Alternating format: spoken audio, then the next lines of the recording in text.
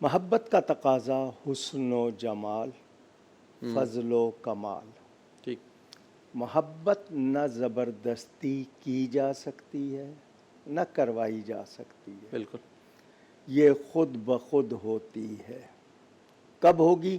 جب اس کا تقاضا پورا ہوگا، حسن نظر آئے گا، جمال نظر آئے گا، خوبی نظر آئے گی، خود بخود پسند کرنے لگ جائیں گے۔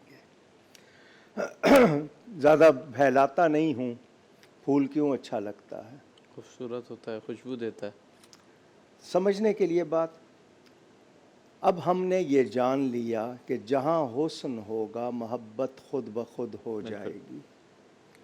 قرآن یہ کہتا ہے کہ تمہیں 8 چیزوں کا ذکر، ماں باپ ہوں، اولاد ہوں، بہن بھائی ہوں، خاندان ہو، پسندیدہ مکان، تجارت، کمایا ہوا مال، ان سب سے زیادہ اللہ اور اس کا رسول پیارا نہ ہو جائے اور اس کی راہ میں جہاد، تو پھر تم اللہ کے عذاب کا انتظار کرو۔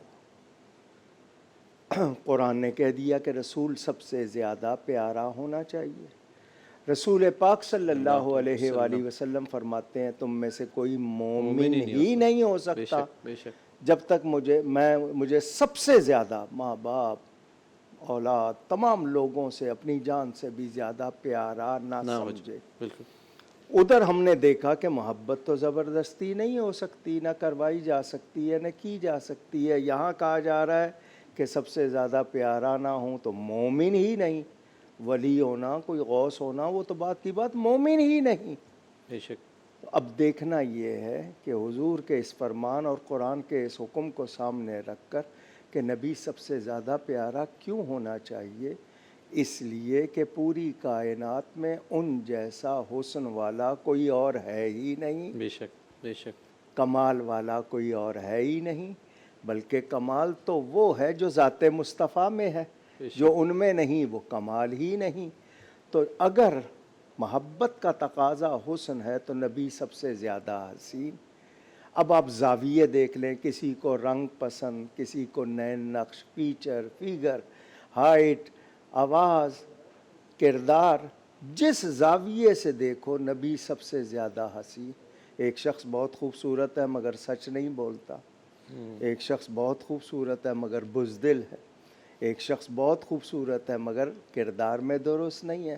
تو نبی پاک صلی اللہ علیہ وسلم ہر لحاظ سے احسن ہے، اجمل ہے، اکمل ہے۔ بے شک بے شک۔ ان کے برابر تو کیا، ان جیسا بھی کوئی نہیں۔ تو پھر سب سے زیادہ ان سے محبت ہونا، یہ تو محبت کا تقاضا ہے۔ بالکل بالکل۔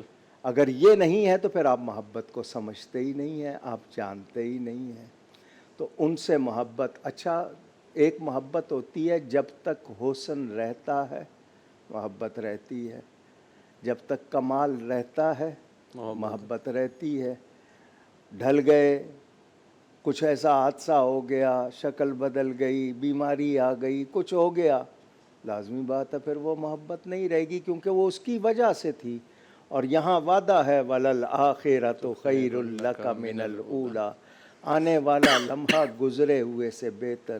درجے بھی بلند ہو رہے ہیں، شان بھی بلند ہو رہی ہے، قیامت تک نہیں بلکہ جنت میں بھی۔ تو ان سے محبت تو یہ بنیاد ہے، ایمان کی جان ہے، اصل ہے۔